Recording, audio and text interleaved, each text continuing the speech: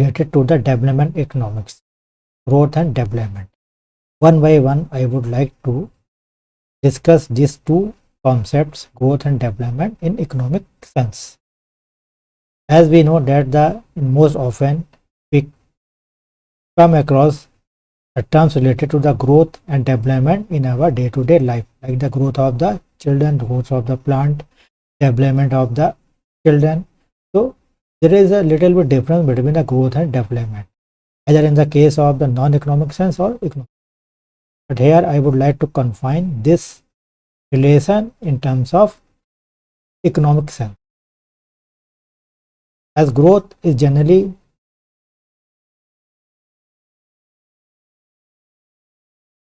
is the process of rising the per capita income of people of a country over the long period of time on the basis of the continuity. That means if the people of the country or household of any country, household, that is the people living in together and take the decision, like you and me, we are living the family. This family is known as the household.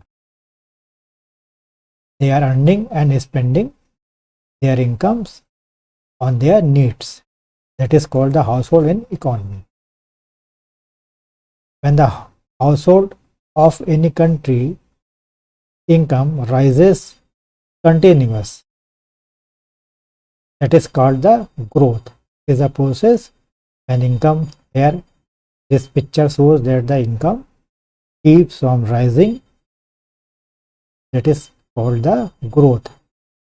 A growth is not only associated with the sustainable rise in per capita income only. It is also associated with the number of the other features that represent the economy. First condition is growth is rise in sustainable rise, that is continuous rise, stable rise in the income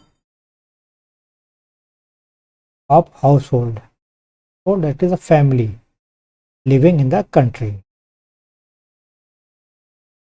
That is also known as the per capita. Per capita, that is the household. Second, other features that is also characterized the growth process, a rise in or expansion in trade and commerce, whether the internal trade, external trade, export, import, or internal trade, that is a rise in the industry, setting up the more industries, investment, savings, banking, insurance, all institutions rise, or they are opening of the new branches of the banks, insurance companies, investment companies, or expanding the size of the market, retail. All these represent the economy is experiencing the growth, because of rise of income of household would be possible only when there would be rise in the investment, rise in the trade, commerce, service sectors. So all this would lead to the rise in the household of income. That is called the growth. Here, rise in the income of the people is growth, rise in the national income, rise in trade, commerce, export, import, investment, setting up more industries, factories, entrepreneurship, all shows that the country experiences the growth. Removal of the unemployment, removal of the poverty, that is also a terms of the growth. But in economics, well, apart from these features, a country also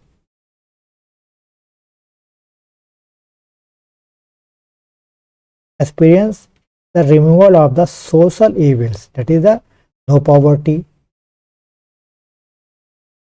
all social evils like the custom, regime, child labor, secularism. These social evils will also keep on getting removed, or from getting rid of the society from these all evils, women harassments. So that is called the development, because development is the comprehensive total process associated with the growth and other removal of the social evils. Social evils like the casteism, there is no casteism, sexism, racism, child labor, and other different kinds of the social evils. If society also experiences the removal of the or declining of the these social evils, no unemployment, everyone is getting the employment as per their skills, education, and society is having the organized shape, structure. All this process with the rise in the per capita income of the people. How about people will be happy unless they are suffered all these types of the social evils? Even the household is experiences the rise in the household income, but there is a no security of the women going out. There is a child is still working, ASM is still going on. So there is no use of the growth.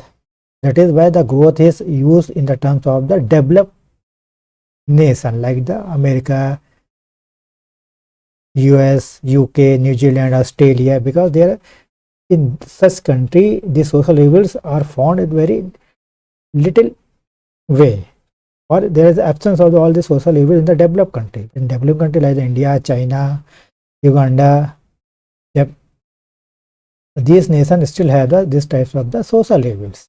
That is, the growth is used in terms of the developing countries or underdeveloped countries. Development is used in terms of the developed nation.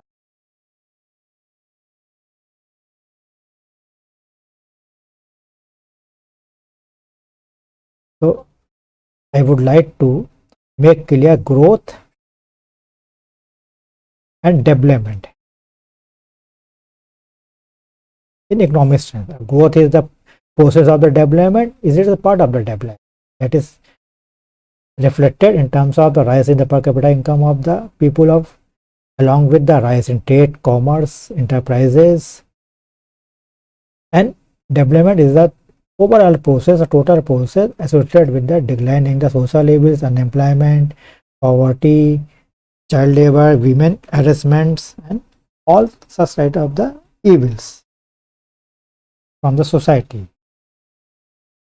So I hope you must have got some concept clarity over growth and development. Thanks for watching.